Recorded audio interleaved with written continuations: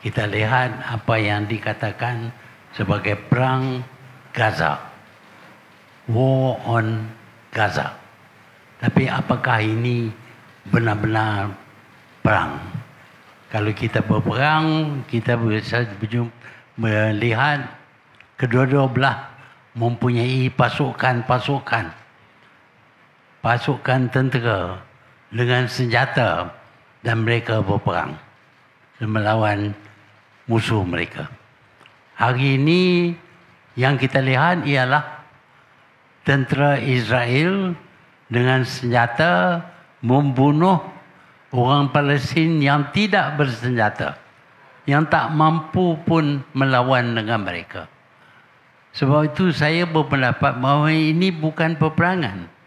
Ini adalah satu tindakan yang luar biasa ataupun tindakan untuk membunuh orang-orang Palestin dengan hasrat tertentu. Saya nak kembali kepada apa yang berlaku kepada Iraq.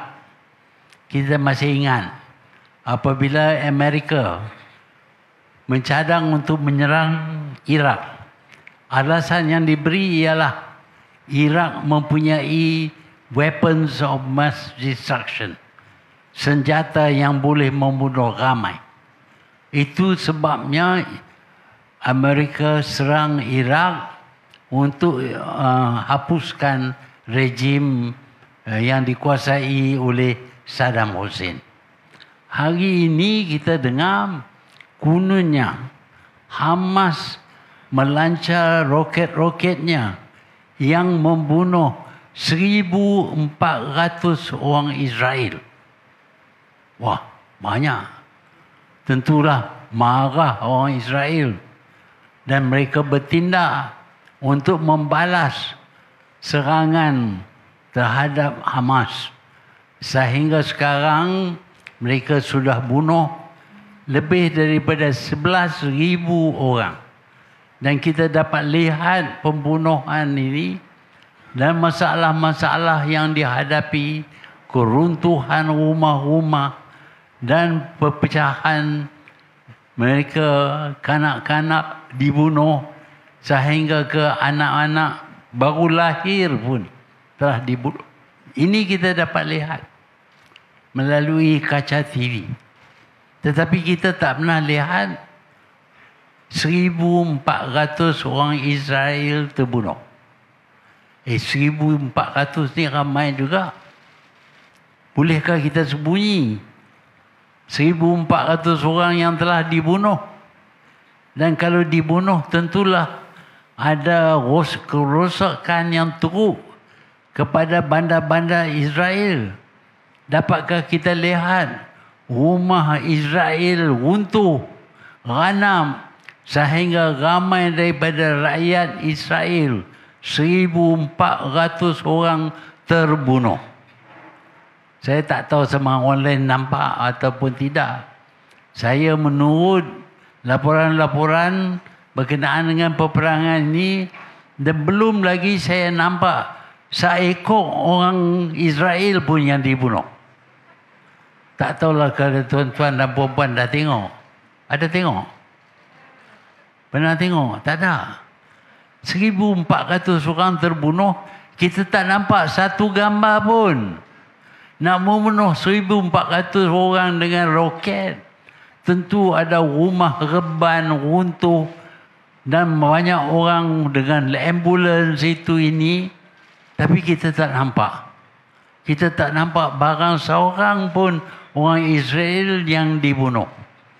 Saya percaya bahawa ini seperti juga dakwaan bahawa Saddam Hussein mempunyai senjata pembunuhan beramai-ramai. Ini juga satu pembohongan oleh pihak Yahudi.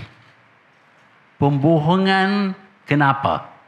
Kerana mereka ingin cari sebab untuk menawan Gaza. Kerana mereka berpendapat bahawa di Gaza ini ada banyak benda-benda yang boleh dilakukan oleh mereka yang akan menguntungkan mereka. bahkan akan untungkan Eropah dan Amerika. Untuk menyerang Gaza, mereka perlu cari alasan, sebab. Dan sebab kononnya 1,400 orang Israel dibunuh. Tapi kita tak nampak satu rumah pun untuk. Jadi ini adalah pembohongan. Dicipta oleh Israel untuk memberi alasan kenapa mereka perlu bunuh 11,000 orang Palestin. Seperti yang berlaku kepada Iraq, sekarang ini dia berlaku kepada Palestin, kepada Gaza. Ini cara mereka. Cara bukan saja Israel, cara Amerika Syarikat. Bila nak serang orang, mereka beri alasan. Oh, Perang Dunia Kedua kerana Pearl Harbor. Kononnya itulah sebabnya mereka berperang. Kali ini 1,400 orang Israel terbunuh. Bohong.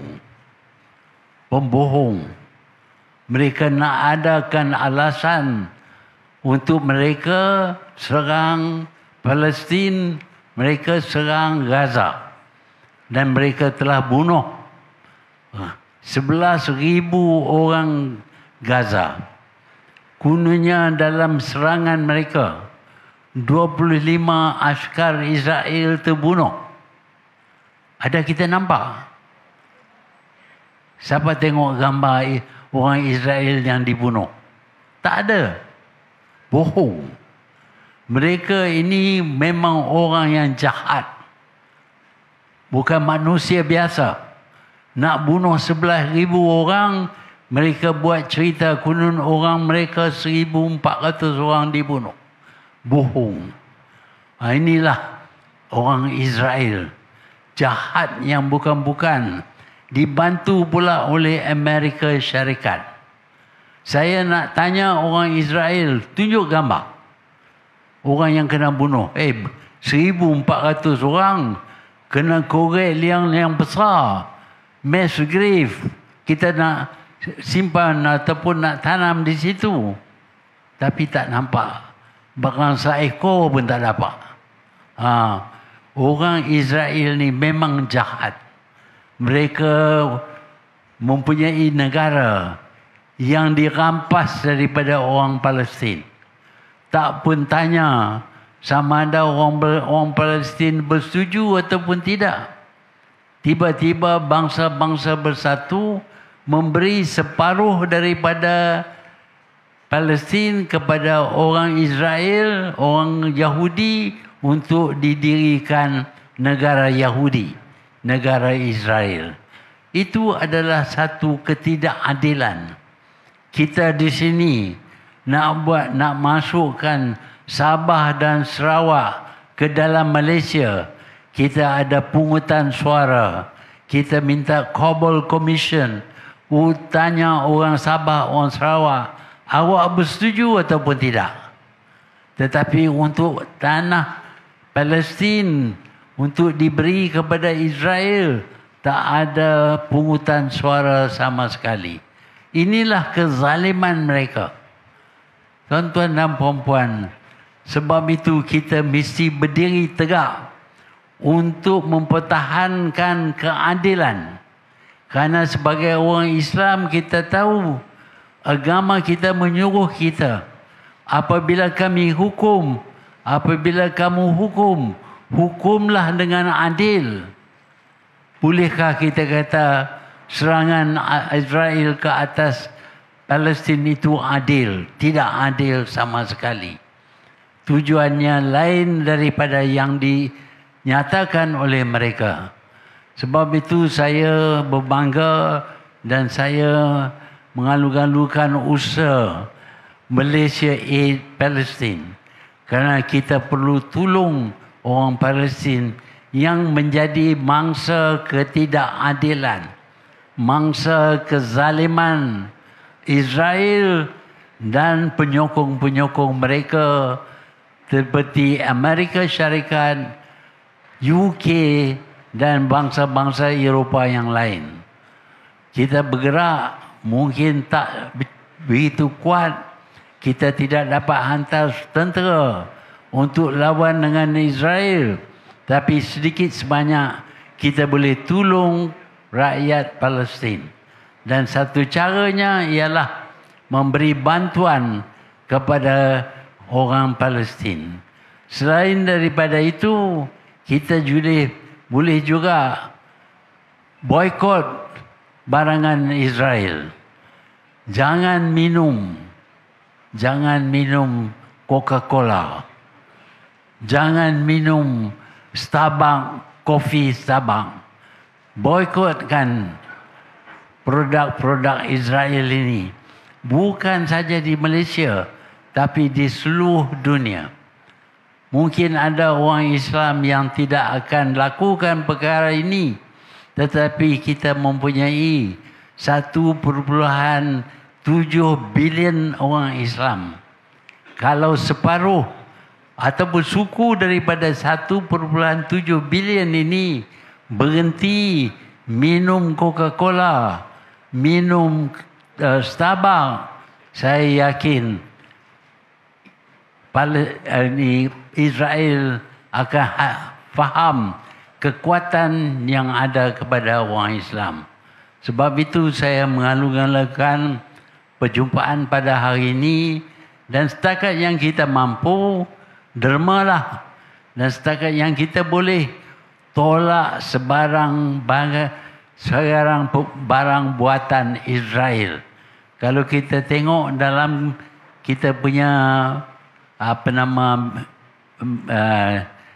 telefon bimbit, disenaraikan di situ semua barangan Israel, dan kita perlu tolak barang-barang ini.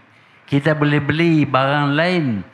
Saya bersyukur kerana saya tak minum lagi kopi Starbucks.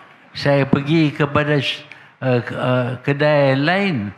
Rupa-rupanya kopi daripada kedai lain lebih sedap daripada Starbucks. Jadi ada faedah juga.